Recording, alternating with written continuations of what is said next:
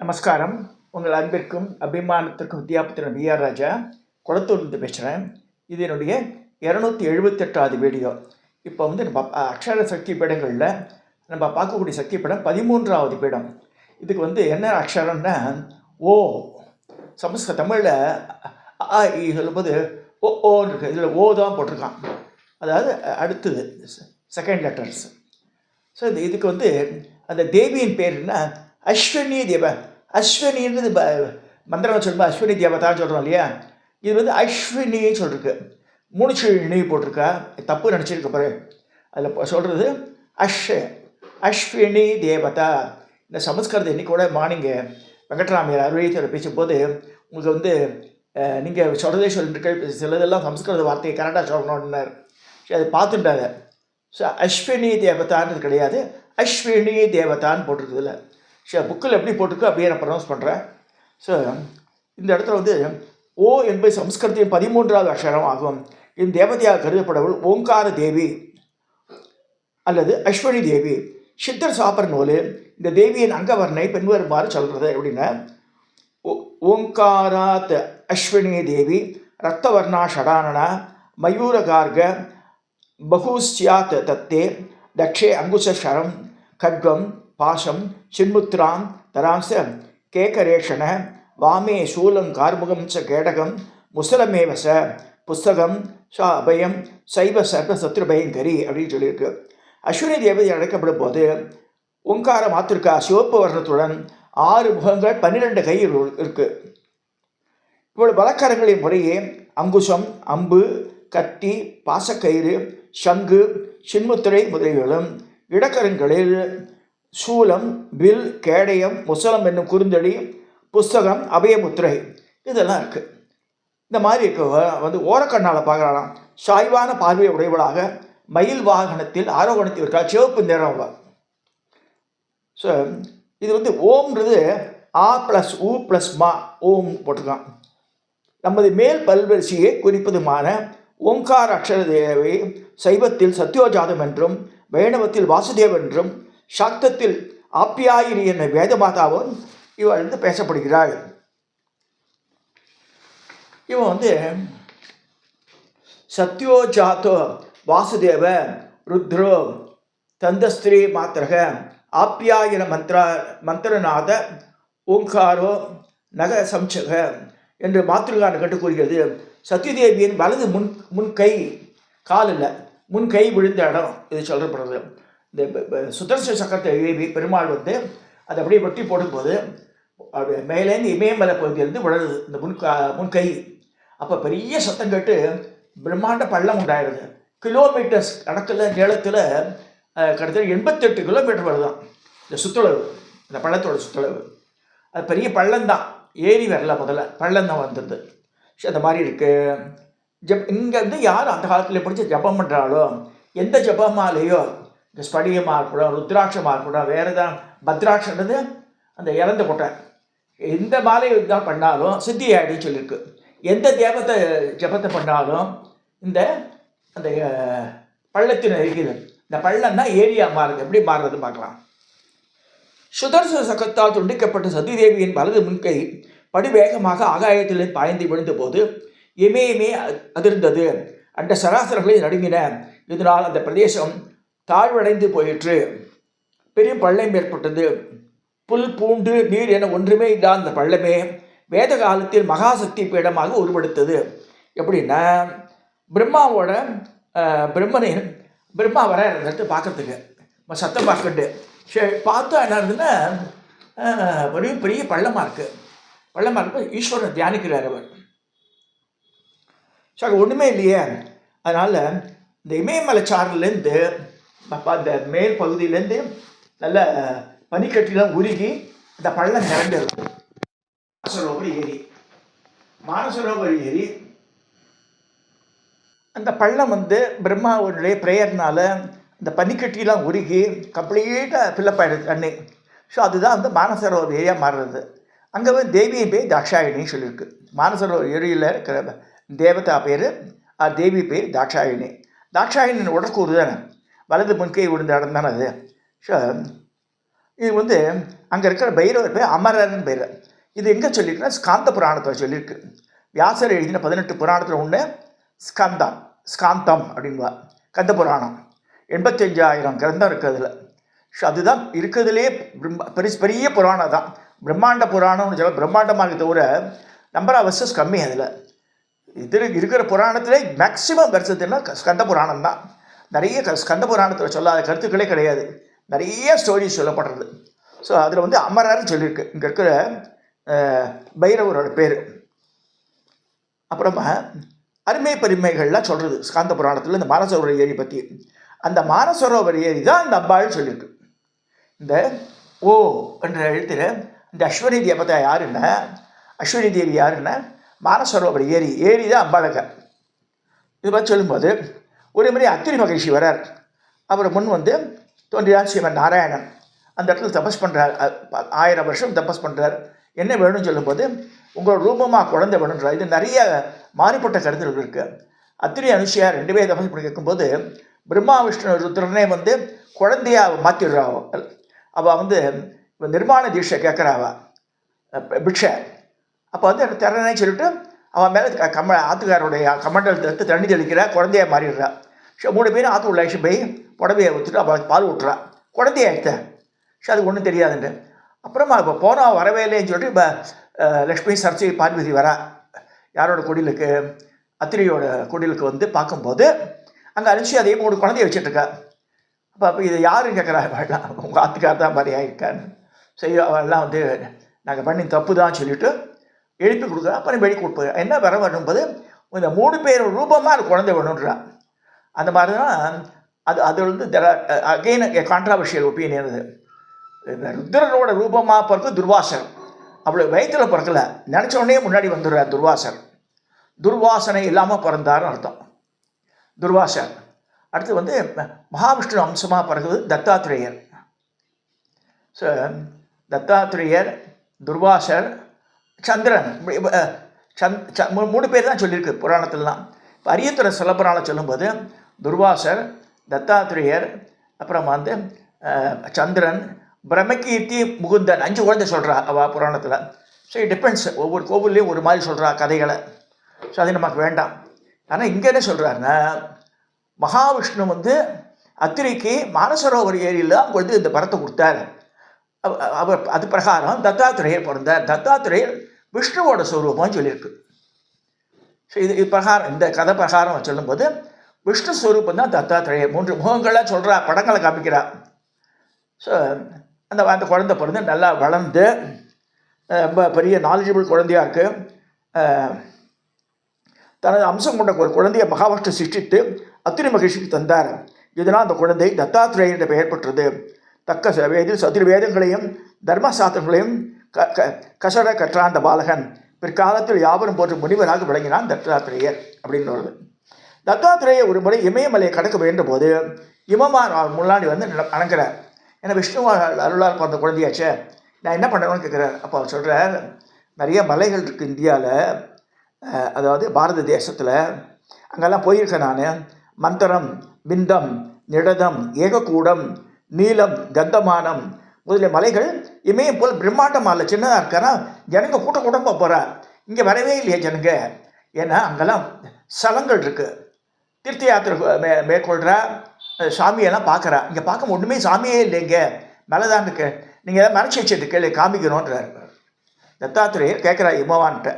இமவான் வாங்குவோன்னு சொல்லிட்டு கையிலேங்கிரி உள்ள, அதாவது நம்ம கண்ணில் பார்க்குறது தான் உண்மையாக நினச்சிக்கிறோம். அப்பார்ட் வந்து lot of things are there. கைலைநாதனை வந்து பார்க்கும்போது இந்த இமயமலைக்குள்ளே தான் கைலைநாதன் இருக்கான்னு சொல்லப்படுறது. இந்த இமயமலையில் நம்ம பார்க்குறதே வெளிப்போக்க பார்க்கணும். இந்த ராஜ்யிலாம் போய் பார்த்தா காலையில் 4 மணிக்கு கூட்டமாக வந்துடுறா. பெரிய பெரிய பில்டிங்கெல்லாம் இருக்கும். மொட்டை மாடியாட வச்சுப்பா, மேலே ஷெட்டு போட்டிருப்பா, டீ எல்லாம் கொடுப்பா. பணங்க அழிச்சு போவான் அந்த டூரிஸ்ட்காரன். பார்த்துட்டே இருக்கும். பார்த்தா அப்படியே ஒரு கோல்டன் லைனாட்டம் தெரியுது. அது கொஞ்சம் கொஞ்சம் பார்த்தா பிரகாசமாகி தங்க நேரத்தில் மின்னுறது மலைகள்லாம். ஸோ இங்கே பார்த்துட்டே இருக்கும்போது 6 மணி வாக்கில் தக்க தக்கன்னு தெரியும். அதாவது அது இதுக்கு சினிமாவில் காமிக்கிற மாதிரி தான் இருக்குது. இப்போ நிஜமாகவே பார்க்கும்போது நம்ம வந்து தூரத்தில் இருக்கோம், 100 கிலோமீட்டர் தள்ளி இருக்கோம். அங்கேயே அப்படி தெரியுதுன்னா கிட்ட போனால் அப்படி இருக்கும். தங்கமே உருக்கு வாத்தா மாதிரி இருக்கும். அந்த இமயமலைன்னு சொல்கிறது கைலை மலைன்றது அப்படியே தங்கத்தை உருக்கி பார்த்தா மாதிரி காத்தால் 5 மணிக்கு 6 மணிக்கு பார்த்தேன். அப்புறம் கொஞ்சமாக போய் வெள்ளையாக மாறுறது அது.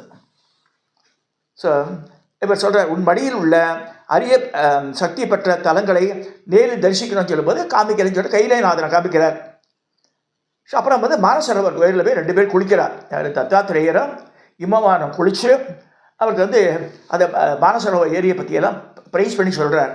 பிரம்மாவின் புத்திரர் மரீஷி, இந்த இதில் பிரஜாபதிகள் வரும்போது மரீஷி பிரஜாபதியாக வரார்.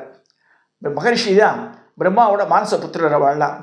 அங்கு முன்பே வசித்திருந்த பல ரிஷிகள் யோகிகள் உதவியுடன் சிவனை திருப்தி செய்ய அவரை குறித்து 12 வருஷம் யாகம் ஹோமம் எல்லாம் பண்ணுறார். தாந்திரிக முறைப்படி ஆராதிக்க திட்டமிட்டால் மரீஷி. குளிர்காலம் வந்தது. கையில் இருந்த நீர் முழு ஐஸ் கட்டியாக மாறிடுது. இப்போ இந்த பூஜை புனஸ்காரம், இந்த யாகம் ஹோமம் தபஸ் பண்ணுறது தண்ணி வேணும். தண்ணி இல்லாமல் ஒரு பிராமணால் இருக்க முடியாது. ஒரு பிராமண இடத்தை வசிக்கணும்னா தண்ணி இருக்கணும். அங்கே தண்ணி இல்லைன்னா எஸ் வெக்கேட். தண்ணி இல்லாமல் மிச்சவா அட்ஜஸ்ட் பண்ணிப்பா. பிராமணால் தண்ணி இல்லாமல் இருக்க முடியாது. மகரிஷிகள் தண்ணி இல்லை, கஷ்டப்படுற.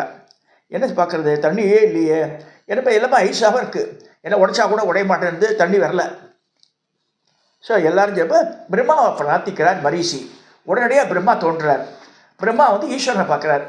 ஈஸ்வரத்தை கவலைப்படாத சொல்லி தன்னுடைய அருள்னால் இமயமலையிலேருந்து நிறைய பொங்க சொல்கிறார். தண்ணியை தண்ணி வருது. அப்போ தான் இந்த பிரம்மபுத்திரா, சட்லஜ், இந்த நதிகளில் 4 நதி உற்பத்தி ஆகுறதில்ல. இந்த மானசரோவர் ஏரியில் மூலாதாரமாக வச்சுட்டு அந்த இடத்துல இந்த ஏரியிலேருந்து வரல தண்ணி, அந்த மலையிலேருந்து வருது. 4 விதமான நதிகள் இந்தியாவில் பாயறது அங்கேருந்து. அதில் Brahmaputra is very very very important. பிரம்மாவால் துவக்க பெற்ற நதி. மிச்செல்லாம் பெண்ணாக விளங்குறோம். நம்ம பிரம்மபுத்திரா மட்டும் ஆண் வடிவத்தில் விளங்குறோம். பிரம்மபுத்திரா புத்திரி இல்லை. ஸோ அங்கே பனிக்கட்டில் உடனே உருகி ஆறாக பெருகி தாட்சாயணி அங்கம் விழுந்ததால் ஏற்பட்ட பள்ளத்தில் ஃபுல்லாக நிரம்பிடுது. அதான் மானசரோவர் ஏரி. இந்த மானசரோவர் ஏரி சொல்லி நிறைய விஷயங்கள் சொல்கிறது. இமவான் வாயிலாக அறிந்த தத்தாத்திரேயர் பல ஆண்டுகள் மானசரோவரை அடுத்த குகையில் தபம் செய்தார். இமவான் அறியப்படி இமயத்திலிருந்து யமுனோத்ரி, கங்கோத்ரி, கேதார்நாத், பத்ரிநாத், பசுபதிநாத், முக்திநாத், சாலகிராமம் போன்ற புண்ணித்தலங்களை தரிசித்து இமயமலை காடுகளே தங்கிவிட்டார். இன்றும் அவர் தரிசனம் அந்த காடுகளில் அங்கே இருக்காராம். தத்தாத்திரேயர் அவருக்கெல்லாம் முடிவு கிடையாது. அந்த குகையில் இதில் காட்டில் வசிச்சுட்டு இருக்கார் தத்தாத்திரேயர். நம்ம இங்கே சென்னையில் எடுத்து பார்த்தா விஜயநகர், வேளச்சேரி பக்கத்து விஜயநகரம் இருக்குது. அங்கே தத்தாத்திரேயர் ஆசிரமம் இருக்குது. கணபதி சச்சிதானந்த சுவாமி ஏற்படுத்தியிருக்கார். அனகாலட்சுமின்னு சொல்லிட்டு அவரோட சக்தி, தத்தாத்திரேயர் பக்கத்தில் சக்தி இருக்கா. அந்த மாதிரி ஒரு கோவில் இருக்குது. விஜயநகர் பஸ் ஸ்டாண்ட்லேருந்து வேலை உள்ளே போனால் பார்க்கலாம். அது அதே மாதிரி இதில் ஸ்கந்தாசிரமத்துலையும் இருக்குது. இந்த சேலையூரில் போனாலும் அங்கே அவர் சாந்தானந்த சுவாமிகளுக்கு ரொம்ப தத்தாத்திரேய பிரியம். அங்கேயும் சேலத்துலேயும் வச்சுருக்கார், இங்கேயும் வச்சுருக்கார். இதில் புராணத்தில் என்ன சொல்லிக்க பார்த்தீங்கன்னா, இந்த ஏரியின் நடுவில் பெரிய அரண்மனை காணப்படுகிறது. இப்போ இதில் நம்ம கண்ணுக்கு தெரியாது, புராணத்தில் சொல்கிறது. அதில் நாகராஜன் வசிக்கிறார். இந்த ஏரியை சுற்றி 7 அடுக்குகளில் நாவல் மரங்கள் உள்ளன. அது உண்மை. அந்த சைடில் நாவல் மரங்கள் ஜாஸ்தி. ஜம்பூத் பேபே பாரத பர்ஷே பாரத கண்டே மேரோபோ தஷ்ணே பாஸ்வே சஹாப்தே அஸ்மின் வர்த்தமானே யவகாரிய பிரபாதி சஷ்டி சமஸ்திரானாம் வருது. இந்த ஜம்பூத் தீபன்றது இது தீபகற்பம். இந்தியா ஒரு தீபகற்பம்.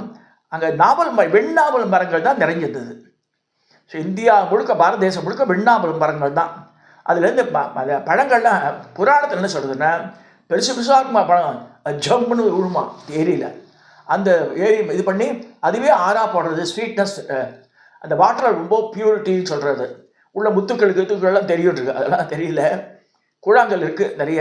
மானசரோவர் ஏரியில் அழகையே கூழாங்கல் பார்க்கலாம், எடுத்துன்னு வரலாம் நம்ம. Nobody will object you. இங்கே என்னுடைய ஃப்ரெண்டு ராமமூர்த்தின்னு இருக்கான், ஜெய ராமமூர்த்தின்னு, எங்கநல்லூரில் தான் இருக்கான். அவன் சொல்லுவான், அவன் ஒரு தடவை கைலாசத்துக்கு போனான், ஒய்ஃப் அழைச்சிட்டு போனான். இப்போ பசங்களாம் கல்யாணம்லாம் எடுத்து இப்போ ரிட்டையர்ட். அவன் சொன்னான், கைலாசத்தில் போனால் தங்கணும், தங்கி ஷெட்டு போட்டுருவாளாம். முதலாம் மதியானம் போகிறோன்னா அங்கேயே இருந்துடணும். அப்போ என்ன சாப்பாடு கூடவா சாப்பிட்ணும். Shuttle you to stay. Early morning, next day early morning 3 மணிக்கு எழுப்பி விட்ருவா. So you should be ready. குளிராக தான் இருக்கும். அந்த பார்த்தா இந்த ஷெட்லேருந்து பார்க்கும்போது இந்த ஏரியை பார்த்தா வானத்திலேருந்து 3-4 மணிக்கு அப்படியே பளிச்சு நட்சத்திரங்கள் இறங்குறதான் இந்த மானசரோவர் ஏரியில். அவளை தேவர்கள் வந்து நீராடிட்டு போகிறான்னு சொல்லப்படுறது. நித்தியப்படி பார்க்கலாம் ஈவன் டுடே. இப்போ இல்லை போய் இதனால் குருடாலாம் சொல்கிறாள், அவள் போய் நேராக பார்க்கணும், பார்த்துட்டு சொல்லணும். அது வரைக்கும் ஒரு ஆக்ஷன் இருக்காது. இந்த பிரம்ம முகூர்த்தத்தில் எல்லா தேவர்களும் ஒளி ஒளிவாக இறங்குறா. நேராக அந்த நடுப்பகுதிக்கு போய் ஸ்நானம் பண்ணிட்டு போகிறா. அவள் நம்ம குருவும் தெரியாது. இன்ஸ்டட் இந்த டார்ச் லைட் இது அடுத்து வாட்டுக்கு பாருங்கள், அப்படியே இறங்கி நீராடிட்டு திரும்பி போயிடுறாங்க. That you can see with your own eyes even today. பார்த்துருவோன்னு சொன்னாங்க கிட்டலாம். ரொம்ப நல்லா இருந்தது. இப்படிலாம் கூட நடக்குமான்னு நினச்சிருந்தோன்னா ஆயிரக்கணக்கில் 1-2 இல்லை. இந்த தீப ஒளியாட்டம் அப்படியே அழகாக இறங்குறதா. இறங்கி சென்டர் இதில் வந்து இது அப்படியே மறைஞ்சிடுமா. தேவர்கள் வந்து போகிறதுக்கு உதாரணம் அது. இது வந்து இந்த மானசரோவர் ஏரியை பற்றி சொல்லும்போது ரொம்ப இது சொல்லியிருக்கா. அதே மாதிரி பௌத்தர்கள், ஜெயினர்கள், சீனர்கள் எல்லாருக்குமே வந்து அந்த மானசரோவரை புனிதமாக கருதுகிறாங்க. அவளுக்கு பரிக்கிரமான்னு ஒன்று இருக்குது. பரிக்கிரமான இப்போ திருவண்ணாமலைலாம் பண்ண நமஸ்காரம் பண்ணி போகிறா பாருங்க. அதே மாதிரி அந்த 88 கிலோமீட்டர்ஸ் தேய்ச்சிடு. இந்த திபெத்தியர்கள்லாம் வந்து ஒன் டேயில் முடிச்சுடுவாங்களாம். நம்ம ஆட்களுக்கெல்லாம் கொஞ்சம் போகிறது கஷ்டம். அது சரி 2-2.5 நாள் ஆகுது நம்ம ஆட்கள்லாம் சுற்றி வரத்துக்கு. இந்த ஹோல் ஏரியை போயிட்டு வந்திருக்கா. இங்கே திருப்பதி நகரில் கூட சில பேர் இருக்கா நம்ம பரிக்கிரமா பண்ணிட்டு வந்தவா. அதுக்கு உடம்பு அதாவது 60 வயசுக்குள்ளே அதெல்லாம் முடிச்சிடணும். அப்புறம் நம்ம ஏஜ் இது மூச்சு கொடுத்து கஷ்டமாக இருக்கும், அவன் கவர்மெண்ட்டில் அனுப்ப மாட்டான், அப்ஜெக்ஷன் ஆகிடும், இதெல்லாம் இருக்குது. உடம்பு நல்லா இருக்கும்போது இந்த நார்த்தன் சைடெல்லாம் பார்த்துட்டு வந்துருக்கும். ஸோ மானசரோவர் இருப்பெரும் மலைகளுக்கிடையே குன்றுகளால் சூழப்பட்ட பிரதேசத்தில் அமைந்துள்ளது. வடக்கே சிவலிங்க திருமேனியாக ஜொலிக்கும் உலக பிரசித்தி பெற்ற கைலை மலை, தெற்கே 5 சிகரங்கள் கொண்ட குர்லா மந்தாதா அந்த ராஜா நர்மதை நதியில் தான் சமாதியானார். அவர் வந்து இஷ்வாகுலத்து ராஜா, ராமருக்கு முன்னாடி 5 ஜெனரேஷன் முன்னாடி இருந்தவர். அவர் வந்து அங்கே தபஸ் பண்ணார், இங்கே மானசரோவர் ஏரியிலேயே. அதனால் அந்த மலைக்கே மந்தாதான்னு பேர் வச்சுட்டாவா. இது ஒரு சிறு கடல் என்றே கூறலாம். தெளிந்த தண்ணீர் கொண்ட மானசரோவரின் சுற்றளவு 88 கிலோமீட்டர்ஸ், 88 கிலோமீட்டர். அகலம் 24 கிலோமீட்டர். பரப்பு 320 சதுர கிலோமீட்டர் பரப்பளவு. 90 மீட்டர் ஆழம். 90 மீட்டர் ஆழமே. ஸோ இந்த மாதிரி இருக்குது மானசரோவர். கட்டாயம் பார்க்க, அதாவது ஹிந்துஸ் அந்த இண்டியனாக இருக்கிறவா வந்து போயிட்டு வரணும். வசதி இருக்கும்போது பார்த்துட்டு வாங்க. ஐடியில் லட்சமாக சம்பாதிக்கிறா ஒருத்தரும் ஒரு பகுதியை சேர்த்து வச்சுட்டு அந்த சைடு போய்ட்டு பாருங்க. அதாவது நார்த் ஈஸ்ட் இந்தியா, மானசரோவர், இந்த கைலாய காட்சி இதெல்லாம் பார்த்துட்டு திருப்தி இல்லை வாழ்நாளில். பின்னாடி நான் கூட இப்போ ஃபீல் பண்ணுறேன், காலில் ப்ராப்ளம், இது வந்து பேஸ் மேக்கர் வச்சுருக்கா, ஹார்ட் அந்த மைமார்க்கர் மாதிரி அவ்வளோ டிஸ்கஸ் பண்ணால் வி ஷுட் ஏபிள் டு பேர் இட். அதெல்லாம் இருக்கிறதுனால சின்ன வயசில் போயிட்டு வருது. நான் 60 வயதுக்குள்ளே முடிச்சிடணும் அதெல்லாம். இந்த மாதிரி அங்கே சொல்கிறார், இந்த பரிக்கிரமா பாதையில் 8 பௌத்த மடாலயங்கள் இருந்தன. சீனா போகும்போது அதெல்லாம் அடித்து ஒடிச்சிட்டான். அப்புறமா திருப்பி புனருத்தாரணம் பண்ணி இப்போ 5 மடாலயம் இருக்கான். பௌத்த மடாலயம், சலதளக்கும் ஓடை, சிலுசிலுக்கும் காற்று, இதமான குளிர், பளபளக்கும் பனிமூடி சிகரங்கள்லாம் பார்க்கலாம். விதவிதமான வண்ண பறவைகள்லாம் அங்கே வந்து ரிங்காரம் படி சுற்றுறது, அதெல்லாம் பார்க்கணும். நிறைய மூலிகை செடிகள் இருக்குது, சஞ்சீவனி மூலிகைலாம் இருக்கும் அந்த மானசரோவர் ஏரியை சுற்றி. ரொம்ப வசதி. அந்த தண்ணீரை குடித்தாலே புத்துணர்ச்சி கிடைச்சுன்றான். ஸோ அப்பேற்பட்ட மானசரோவர் ஏரி இந்திய பகுதியில் அமைஞ்சிருக்கு. கட்டாயம் நம்ம பார்க்கணும். அது அம்பாளுடைய அம்சமாக விளங்குறது. அந்த பேர் அஸ்வினி தேவிக்கு சொல்லியிருக்கு. இந்த ரூபம் வந்து 6 முகங்கள், 12 கைகள், பயில் வாகனத்தில் உட்காந்துருக்கா, ரத்த வர்ணத்தோடு இருக்கா. இது வந்து நம்ம அம்பாஜி கோவிலில் குஜராத்தில் இருக்குது.